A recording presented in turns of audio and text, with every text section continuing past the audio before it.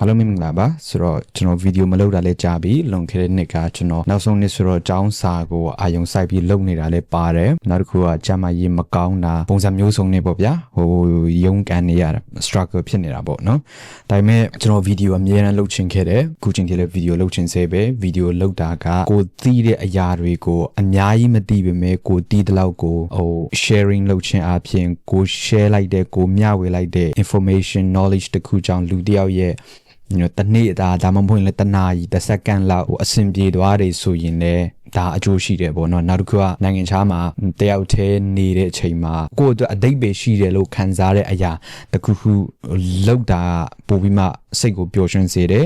ပြီးတော့ကိုလှုပ်ချင်တဲ့အရာတခုဗျာအဲ့တော့ကျွန်တော်အခုအကြောင်းလေးပြီးသွားပြီဘာပြောကြမှာရေးလဲပိုကောင်းလာပြီဆိုတော့ကျွန်တော်ဗီဒီယို reset လုပ်ဖို့ရှိတယ်အများကြီးမသိပေမဲ့ကိုတီးထားတဲ့လောက်ကိုဖတ်မိထားတဲ့လောက်3နှစ်လုံးတင်ထားတဲ့ဟာတွေကိုတင်ရတဲ့လောက်ကိုလေ့လာမိတဲ့လောက်ကိုကြုံတွေ့မိတဲ့လောက်ကိုအပြန်ပြီး sharing လုပ်ဖို့ရှိတယ်ဒါပေမဲ့ကျွန်တော်ဗီဒီယိုလုပ်မင်းလို့စဉ်းစားတိုင်းကြုံလာတဲ့ပြဿနာတစ်ခုကဘာလဲဆိုရင်ဘာသာစကားပြဿနာပဲဘာသာစကားတော့ကျွန်တော်တို့ပြဿနာရှိတယ်ဘာလို့လဲဆိုရင်ပမာစကားလည်းကျွန်တော်ဘာသာစကားမဟုတ်ဘူးကျွန်တော်မိခင်ဘာသာစကားမဟုတ်ဘူးအခုနားထောင်နေတာတတိထားလိမ့်မိလိမ့်မယ်ပေါ့နော်မပြီးဘူး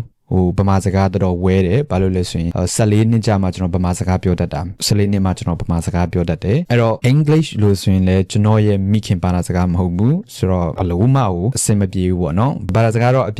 ပြဿနာရှိတယ်မြန်မာစကားလည်းကျွန်တော်မိခင်ဘာသာစကားမဟုတ်ဘူး English ဆိုရင်လည်းကျွန်တော်ရဲ့မိခင်ဘာသာစကားမဟုတ်ဘူးနှစ်ခုစလုံးကကျွန်တော်ကျွမ်းကျင်တဲ့ဘာသာစကား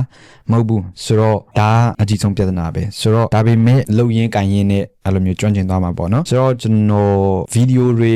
များသောအားဖြင့်ကို English လို့လုပ်မယ်လို့ဆုံးဖြတ်ထားတယ်ပေါ့နော် at least for now မြန်မာလိုတချို့လည်းပါမယ်ပေါ့နော်ဒါပေမဲ့ဗီဒီယိုအများပိုင်းကို English လို့လုပ်ဖို့ဆုံးဖြတ်လိုက်တဲ့ရည်ရွယ်ချက်ကကျွန်တော်ဗီဒီယိုကိုကြည့်နေတဲ့ညီတွေညီမတွေကိုတွေအမတွေကလည်းပဲကျွန်တော်ပြောတဲ့စကားကိုအများကြီးနားထောင်ရတာခက်ခဲမယ်လို့မထင်ဘူးပေါ့နော် knowledge လည်းရမယ်တစ်ဖက်မှာ language ဘာသာစကားကိုလည်းသင်ယူရင်းနဲ့ကျင့်သားရသွားမယ်ပေါ့ဆိုတော့ဒါနောက်တစ်ခုကျွန်တော်ဘက်ကဆိုရင်လည်းဗီဒီယိုလုပ်နေရင်းနဲ့တဖြည်းဖြည်းနဲ့ English လို့ပို့ပြီးမှကောင်းလာလိမ့်မယ်တေချာတော့အမှားတော့ပါမှာပဲ but anyway ကြည့်နေတဲ့လူကလည်း information ရတယ်လို့တစ်ဖက်မှာလည်းပဲဘာသာစကားလည်း practice ဖြစ်မယ်ကျွန်တော်ကလည်းကျွန်တော်ဗီဒီယိုလေးလုပ်နေတယ်လို့တစ်ဖက်မှာလည်းပဲကိုယ့်ရဲ့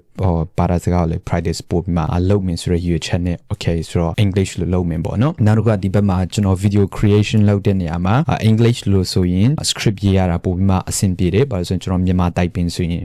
ကွန်ပျူတာထဲမှာမြန်မရိုက်နိုင်ဘူး English လို့ဆိုကျွန်တော်မြန်အောင်ရိုက်နိုင်တယ်နောက်တစ်ခုက video editing လုပ်တဲ့နေရာမှာလည်း English လို့ဆိုရင်ပို့ပြီးမှမြန်တာဖြစ်တဲ့ကြောင့်မလို့ English လို့လုပ်မယ်လို့ဆုံးဖြတ်လိုက်အဲ့တော့အသိပညာဗဟုသုတတွေ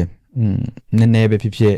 ရမယ်ပြီးတော့ဘာသာစကားကိုလည်း practice လုပ်ရင်းနဲ့ listening practice လုပ်ရင်းနဲ့ language ကိုလည်းကိုယ့်ရဲ့ English skills ကိုလည်းပို့ပြီးမှတိုးတက်ချင်နေဆိုရင်ကျွန်တော်ရဲ့ Facebook page YouTube channel ရှိတယ်များအကုန်လုံးက TikTok လည်းတွားရင်တွားမယ်ဆိုတော့အဲ့ဒါကို subscribe လုပ်ထားပေးပါလို့ပြောချင်ပါတယ်ဆိုတော့များတော့အဖြစ်ကျွန်တော်ရဲ့ videos တွေကလူငယ်တွေမြန်မာပြည်မှာဘာသာစကားလေ့လာနေတဲ့လူတွေပြီးတော့ပြည်ပကိုအလုပ်အကိုင်းနေတော့၎င်းကြောင်းကိစ္စနေတော့၎င်းပုံစံမျိုးစုံနဲ့ပြည်ပရောက်နေတဲ့ကျွန်တော်ညီကိုမောင်နှမတွေအကုန်လုံး information knowledge language တွေအတွက်ဒီ page တွေ channel တွေ subscribe လုပ်ထားပေးပါလို့အဲ့တော့အားလုံးပဲနောက် video မှာပြန်ပြီးမှတွေ့ကြမယ်